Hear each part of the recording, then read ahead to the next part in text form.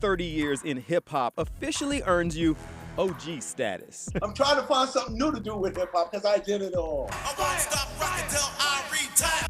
It's crazy to think they said it wouldn't last. They said it's going to die quicker than disco. Sitting with one of the legends of hip-hop, DMC, 30 minutes from the highest of highs to the lowest of lows. How you ain't on Run Cells, this and that. And I would go, well, I was going to kill myself. I just got out of rehab and therapy. And they would go, what?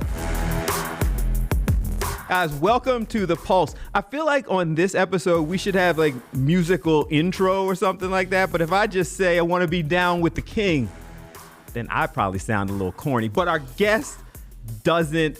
Darryl DMC McDaniels joins us on The Pulse today. It is my pleasure, sir. Welcome to the show. Thank you. Thank you for having me, man. I'm DMC in a place to be, and this is the place to be. No doubt, always. Man, I don't know, and this, I'm sure you've been doing this for a minute, so this isn't as big a deal to you. But I'm really loving this show because I just get to talk to people that I've sat back forever. You know, I mean, I had the Adidas. I tried to rock the sweatsuits and the hats. I mean, I was corny, but I tried to do all that.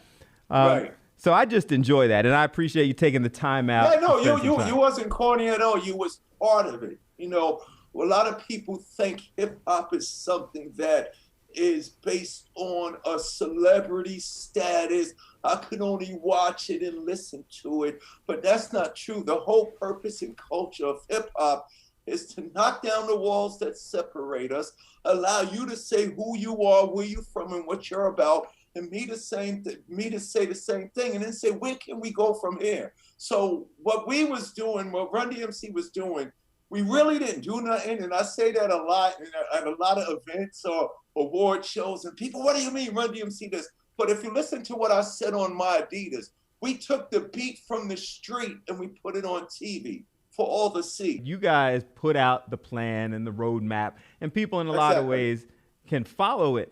What was it like for you? Like, take us back a little bit, because the roadmap wasn't there when you were doing it. Roadmap. It was no roadmap. One of the things that I tell the young people of this generation, you will always have, you will always have people that doubt you. You remember, they thought hip hop was going to be a fad. So there was a lot of adversity, there was a lot of denial. But our thing was, no matter what they say or what they think, just get out there and do the thing that you love to do. We opened for Marvin Gaye. We opened for Parliament Funkadelic. We opened for ZZ Top. We opened for Lou Reed. So we was thrust in some very unfamiliar territory. But we knew what I did in my basement, what I did in the park and at the block party. If people in my neighborhood can enjoy it and feel it, we know people in other states and people around the world is going to feel it. We didn't have access to studios. Yeah. We didn't have instruments. So we had to take the vinyl records recorded by all the great soul, jazz, rock, R&B artists. And we had to find a little break where nobody was saying nothing. In that little space, we was able to tell our stories. So in the beginning, though, it was so much denial. This will never work. It'll never be an official part of. Nobody's going to respect it. They said it's going to die quicker than disco. So everybody knows Run-DMC, right? But I don't think everybody knows that story. And it's not, the industry's not the same now. Now you can pick up your phone and you've created a song. You guys, you had to grind, right? You're performing in the neighborhood. You're performing in the basement. Yes. Walk us through that. Our first year in the business was performing for free. We would show up to venues. We would show up. We had the record out. Now, there was so much going against us because remember, it's not like today. I tell these young kids, hip hop wasn't on the radio 24 hours, 7 days a week. It was only on Friday and Saturday night. And you had to have something creative and interesting to get Mr. Magic or Red Alert or the Awesome Tour, the Supreme Team to play your song in the first place. I'm not saying it's easy now, but it's a little easier now because everybody sounds the same and does the same thing. We wasn't having that. If Run and them was doing rock and he was using James Brown and they were using funk, You was all about your alone figuring out what can I do to have my presentation. When we started getting booked for the shows, we would literally show up backstage to the Coliseum in Virginia, knock on the door, we the opening act, and they would open the door and slam the door shut on us. Because remember, it was no videos, it was no album covers, everything was a single. So to explain what was going on, there was no recognition. People were hearing the records, but there was no, what are they, who are they, this and that. So there was a lot of denial in the beginning, but all we said was, just give us our little 15 minutes. If you had one song, if you had one 4-minute and 30-second record, that 4-minute and 30-second records was your time, your moment to prove to whoever was in front of you that you was worth something, to be respected as a Stevie Wonder or a Diana Ross. So I grew up, quick story, I grew up in radio. My father, rest his soul, was the manager of WDAS FM here in Philadelphia. That's a legendary legend. And I remember, and they still tell the stories, Patty Jackson, Lady B, all those people tell the stories about how he initially was not down with playing rap. And so they had launched that Saturday night show. Yep. You know, you'd have the party animals. The DJs would be in there actually spinning.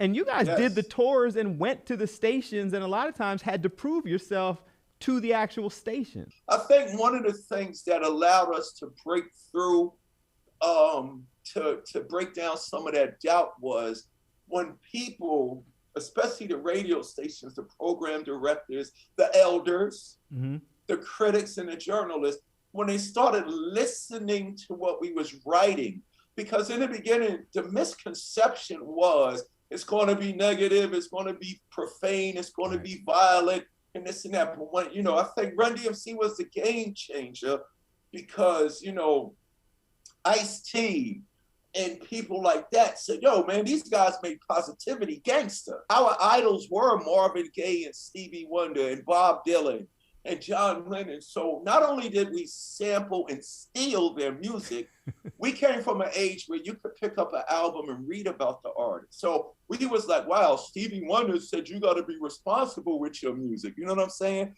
So that was one of the things that so, you know, from Marvin Gaye doing What's Going On to James Brown doing Say It Loud, Black and I'm Proud, and from Stevie Wonder just doing Inner Visions and everything amazing that he did, we knew we had a responsibility if we wanted to step on the stage after those greats. Was there any point that you fathomed 40 million records, 500 million streams now as things have evolved? Right, right. No, that's crazy. That's Did you amazing. ever think of that when you're in the basement or doing the tour or having the door of the arena slammed on you? That's a great question. The main goal from an industry success standpoint was to have your record played Friday or Saturday night. And when that happened with It's Like That in Circuit of Seas, true story, I made it, I'm done. We had no idea it was going to spread from New York across the country and then across the world. But the real famous people to us young people in this hip hop generation in our neighborhoods was the Grandmaster Flashes and the Funky 4+1 and Kool Moe Dee and the Treacherous 3 and Africa Bambaataa and the Soul Sonic Force. They were like our heroes because, you know, especially those young boys and girls from the Bronx was burning. The Bronx was like Vietnam. They had nothing, but they gave us hope and joy with this new culture they created. Next, he's a hip-hop pioneer who shares what he thinks of the industry today. We aren't mad at what they are doing. We are mad at what they're not doing.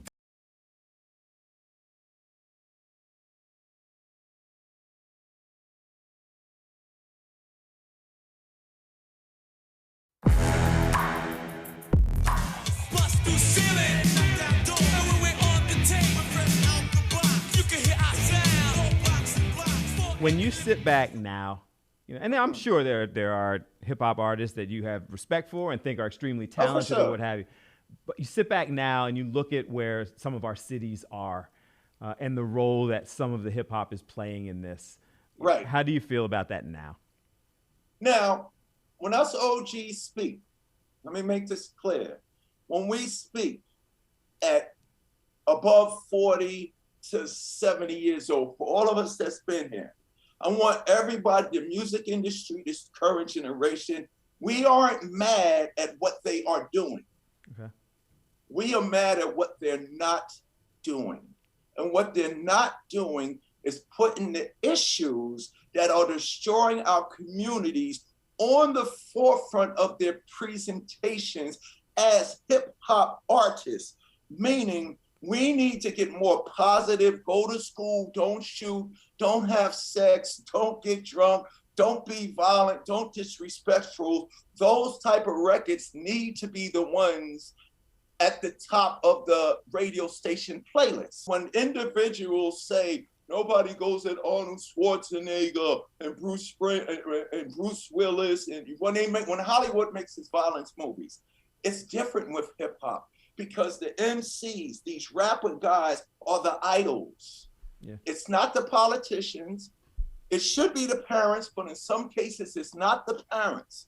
It's the people the younger generation are listening to on these records. And if you're going to validate and okay killing each other, disrespecting our women, not saying take the opportunity to go to school.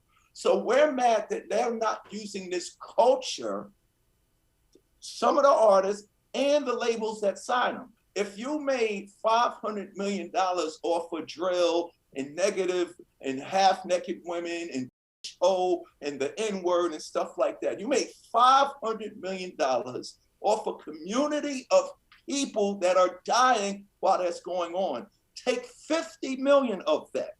Universal, Def Jam, Sony, all of you labels, take 50 million of all the money that you have made off of Get High, this, wholeness, that, and create a label where when those artists come to get signed, there's no cursing, no they can do it. Yeah. So we're not mad at what the industry, we're mad at what they're not doing, because without our culture, you wouldn't have this success in the first place. There obviously is the level of respect for you and others as trailblazers and OGs and lessons. They listen. Do they? They listen, but they don't do nothing about it. Okay. So I'm not complaining. I'm crying out for help and assistance, and demanding a change that could happen tomorrow. I'm not saying change your playlist. You know what I'm saying? I'm saying add to the playlist.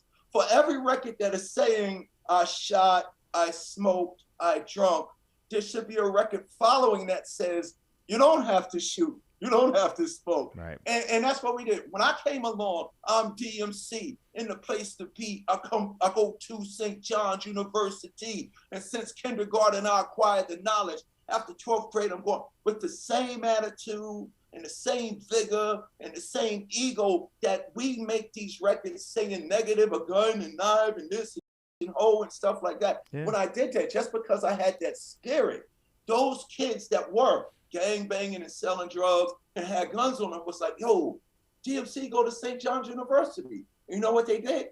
I don't need the gun. Yeah. I don't need the drugs. I feel like it's an industry that takes the path of least resistance. You can go out there and sell a bunch of stuff by kind of catering to what is in right now. And that's business. We understand. We understand it. But what people don't understand, hip hop has a bigger responsibility than any other genre.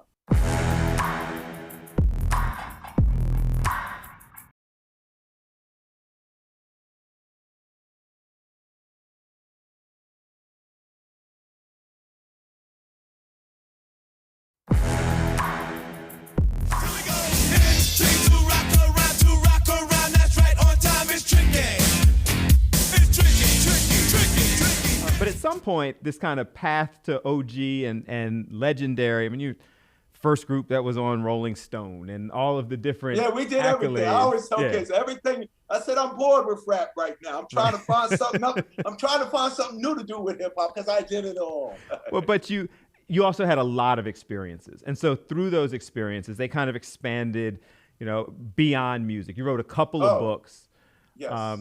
Couple of books that shared some serious issues, your own challenges and depression sure. and mental health and suicidal thoughts and addiction and all of that. Why'd you decide to do that? Because look, hip hop was the culture that taught me keep it real. You know what I'm saying? So, and the reason why that I did that, I realized I'm more powerful telling people about the hardships I go through like them than all my victories.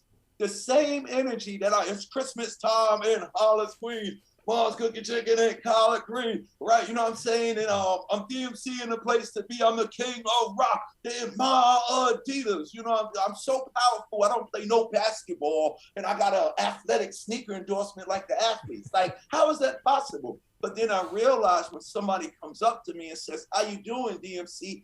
I'm honest enough to go, I'm not doing that good today, my brother. I'm going through this, and that. And when I reveal that to them, that allows them to go, yo, DMC, me too. Oh, it's okay to get help. I found out that harmful, destructive behaviors are celebrated in our hood. And what I mean by that, the guy that could drink 40 doors, which was me. Okay. Nobody stopped me at number 3 and said, D, what's wrong? There's a reason I was doing it. But when I got to the 10th one, oh, look at it, buy him some more, give him some more, which made it worse for me. Or the person that just smokes all day or has sex all day, or even the violent young man and the guy that's fighting all the time. There's something going wrong. There's something going on in that man's personal life, social life, spiritual life, or household. We need to have enough confidence and courage and courageousness to address the issues so that we can become better people and create better communities. My partner Run had 10 seasons of Run's House. Mm-hmm. Remember? Yeah, a beautiful absolutely. Show. Yeah. Him and Faye, that's a whole nother side of hip hop that everybody embraced, and you know, we need more of that. But when they didn't see me on the 10 seasons, they come up to me all mad, why you ain't on Run's House, this and that. And I would go, well, I was going to kill myself. I just got out of rehab and therapy. And they would go, what? And they would go, I've never told anyone this, DMC, me too. And if it wasn't dumb, DMC, man, that's crazy. My sister, my mother, my brother. So if we don't have dialogue, we celebrate people who say, I feel like $1 million today. Right. I could take on the world. I'm too strong. It won't get me. I can handle it. Yeah, they don't know it's empowering. The most powerful thing that you could do is admit that you're vulnerable, scared, afraid, because then your power is unleashed. But here's what happened to me. I was depressed, alcoholic, and suicidal. Then I found out at age 35 I was adopted. Yep. Imagine what that meant. And then Chairmaster Jay got shot and killed. So talking about gun violence, I could relate to it all. But what I'm trying to say is, it's the community of artists and creators that allow the labels, CEOs, lawyers, and accountants to have jobs that have the power to help bring the cures to our communities.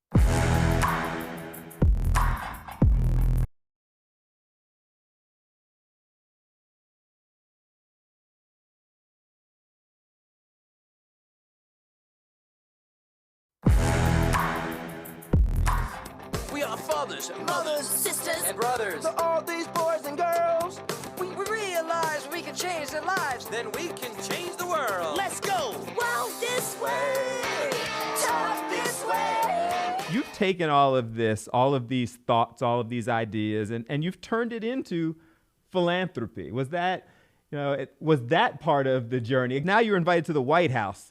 You know, the Obama White House to speak on these things. I got a picture of me and Obama in the White House. I don't have one of tux. I got on a CBGB shirt in the White House. It's the coolest thing ever. Obama smirked when I walked in there because we got invited to do this inspiration, to come talk to young people and stuff like that.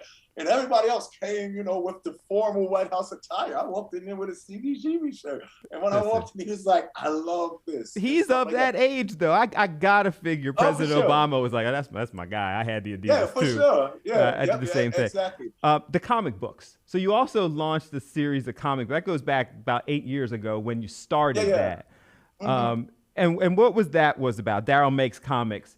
That was just another Yeah. chance to send the message out. All the stuff that I'm doing, 10 Ways Not to Commit Suicide, my comic books. I just released Darryl's Dream, a children's book for kids K to 5. What it is this. It's responsibility. It's responsibility. I feel like this message, All right. it needs to stay out there. When people hear it, you sit back and go, you know, that makes sense. Like, you've got all the success.